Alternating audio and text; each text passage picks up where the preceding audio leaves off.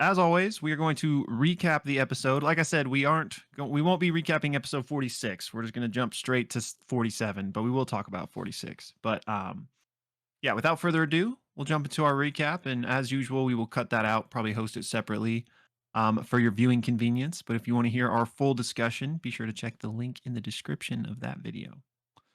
But yeah, this is episode 47 of The Wizard Witch and the Wild One, Battle of 12 Brooks, Part 1.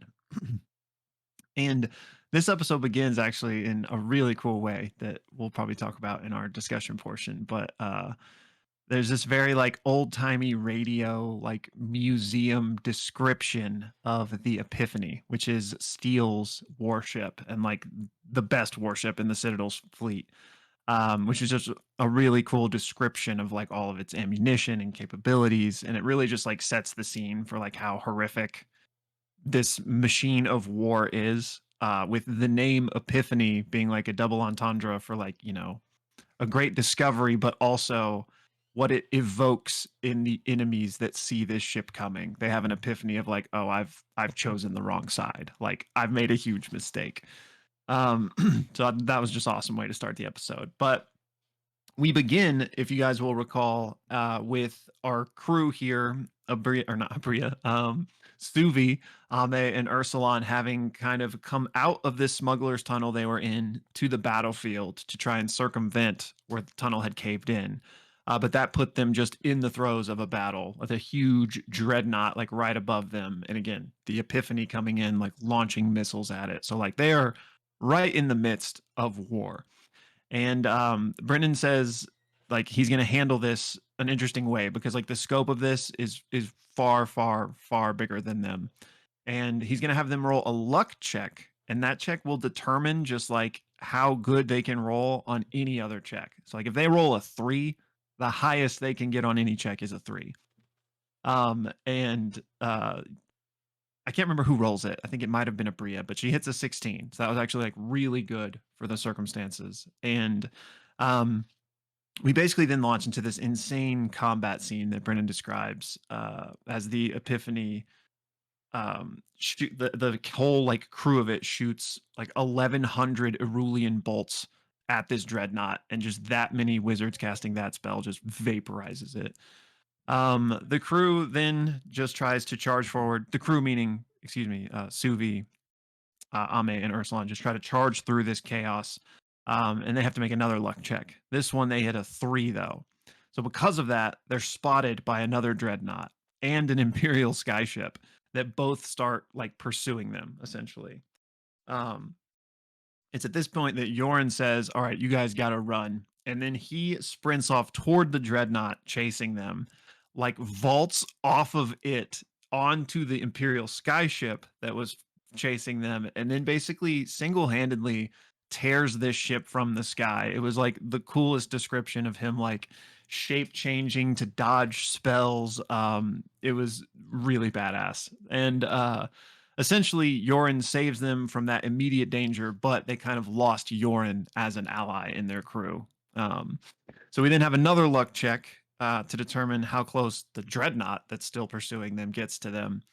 And Brennan says, all right, for this luck check, a 1 to 5 is essentially a TPK. 16 plus, you find the tunnel. Anything else is basically keep on keeping on. And Erika rolls a 5. And so Brennan's like, oh, okay. Everybody pick a number between 1 and 10. And then he has Lou roll 2d10. And basically, if Lou rolls those numbers, bad news, right? So I can't remember everyone's exact number, but Lou rolled his own number. So the dreadnought, this massive beast of war, attacks Ursulon, but it misses thanks to his shield and everything else. But this also activates Ame's curse because Lou bears a token of the Witch of the World's Heart, which was like the fox drawing on his shield or something like that. And so because of this, she can curse as a reaction the dreadnought, and specifically she does the leaden shoes curse, which means it can't move more than 5 feet and it can't make opportunity attacks, which is basically like the perfect thing in this moment that allows them to not be TPK'd. So it's a really cool sequence of events. Um, Brennan then goes on and continues to describe just this vast battle that I can't do justice here. But one of the highlights was at one point they see like this golden frame open up in the sky, and a dragon like peers through this portal and just unleashes a breath attack that just like destroys hordes of these like Gauthmai soldiers. Um, Absolutely brutal. And then we have more luck checks until a point where ultimately Aabria rolls high enough to have Suvi find the entrance back to the smuggler's tunnel, where everybody hops back in to continue going or attempting to go stealthily. If you want to take it from there. Well, like you said, it's hard to give justice to the Yeah. insanity of this episode, but they do make it through the tunnel. They come out into effectively what is like a castle courtyard and are basically attacked by a couple of wizards that have been holding up in this courtyard. And as Brennan describes it, they're pretty much shell-shocked and have just been like looking for, a way to not die and escape. The party comes in and they just reactively get attacked. Combat ensues. The wizards are killed, but we have this really interesting detail of Suvi asking Brennan, do I know one of these wizards? And she has a history check, and Brennan's like, yep, you do. This is the wizard Shilling. And there's just sort of like this very interesting, like there's no going back moment of realization of like Suvi now has killed one of her, not peers. I mean, Brennan describes Shilling as like the bottom rung of a wizard effectively, Yeah. but one of her former allies she has now just killed in this attack. And as she's kind of like working through that, they are climbing the castle, and Lou basically tells Suvi, you should stay here. You should stay here. You shouldn't continue with us. And Suvi's like, there's no world where I'm not going with you guys. And Ursulon just lays it out and is like, I'm being pressed forward. I have a mission to accomplish. I'm on this quest. I will not be stopped. And you are hesitating. You are hesitant. And so I think it's best we're in two different worlds right now. And he's like, I'm going on. And he casts jump on himself and leaps off. Lou, by the way, also has 2 attacks as a level 5 paladin, which is fun. He jumps off, and then Ame, I think, climbs up like this rope or something, but says to Suvi effectively like holds out the hand to her metaphorically and just says like, hey, like we're all together on this. I'm butchering. I can't remember exactly what she said, but basically gives like kind of like the go between of like, it's okay if you come with us, but I'll leave this rope for you whenever you're ready. Yeah. Well, as they climb, they get distracted by, I think it was like a warship coming in, but they see effectively the wizard slain, which the wizard slain is Merlin went to jail description. Like I think flying or in the battle.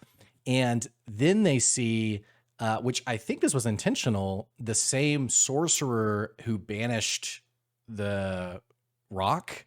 Yeah. The description was very similar, but basically a Gauthmai sorcerer who is described as like a beaming light on horizon who comes in. I think Brennan even said he had like 2 sets of arms, and that this was like the leader of House Roundza, I think. Yeah, I think so. So he's here. He flies up basically, unmakes slain, as Brennan describes it, kills slain, which was Silver's commander. So kills slain. Then as he like gives like the battle cry to all the Gauthmai troops, Brennan gives this impeccable description of very like intense anime-esque, like Yes. steel launching off of the Epiphany, doing like 2 quick slices of her blade. And then she has this absolutely freaking brutal line from Brennan, which is, you shouldn't have brought so many of your grandchildren, old man. And as Brennan describes it, she knows the true name of this man. And I think even says like dispels or unmakes some sigil or seal and then like stabs him through the chest. And not only does he die, but like everyone, all of his descendants all die in this moment. And Brennan goes, Suvi, what do you do? And that's when the episode ends. Episode 47, The Battle of 12 Brooks, Part 1. And if you're watching just the recap, click the link to give us your full thoughts and theories on what happens next.